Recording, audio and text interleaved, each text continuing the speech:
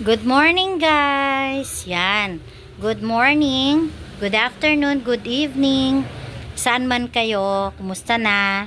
Ito, nag-prepare po ako ng paggawa ng puto. Yan. Ito po yung mga ingredients ko. Yan. Dito ko po ilalagay.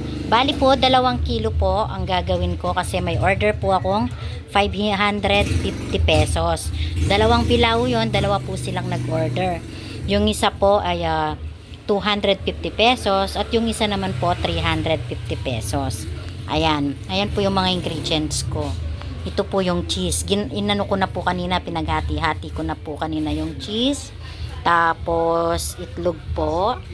Tapos ito po yung vanilla, yung mantika. Tapos ito pong mantika na to ilalagay po sa cups. Lalagyan po para po yung pag naluluto po yung puto, hindi po dumikit sa mga cups. Para sandali lang po siyang matanggal. Tapos Alaska po, isang lata. 3 calumet po. Tapos 2 kilong harina. 1 kilong asukal. Tapos yung mga cups ko. Mamaya palalagyan ko lang po ng mantika. Ayan, babrush ko ng mantika sa pamangkin ko. Tapos yung bagong ano ko po, mixer. Yan. Nabuksan na po kasi kanina nahirapan po ako magbukas kaya binuksan ko na po ulit. Ito po yung bago kong mixer. Ayan. Di ba po nung sa vlog ko, sabi ko, sa mga naunang vlog ko, sabi ko nasira yung mixer ko, yung isa nasunog, yung isa naman ay hindi. Wait lang.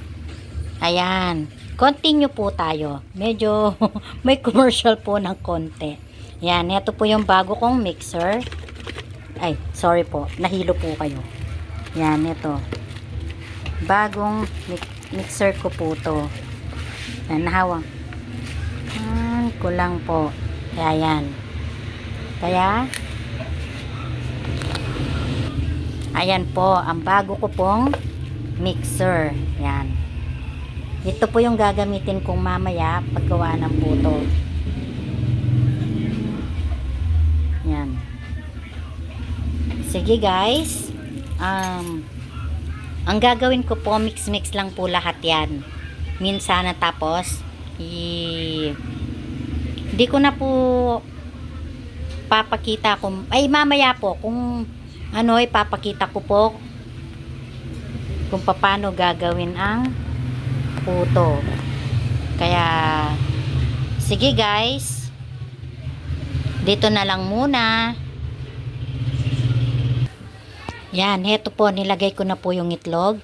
Tapos po ilalagay ko niyan yung asukal, 1 kilo. Tapos po yung gatas, tapos po yung vanilla. Tapos lalagyan ko pa siya ng 6 cups ng tubig. Yan.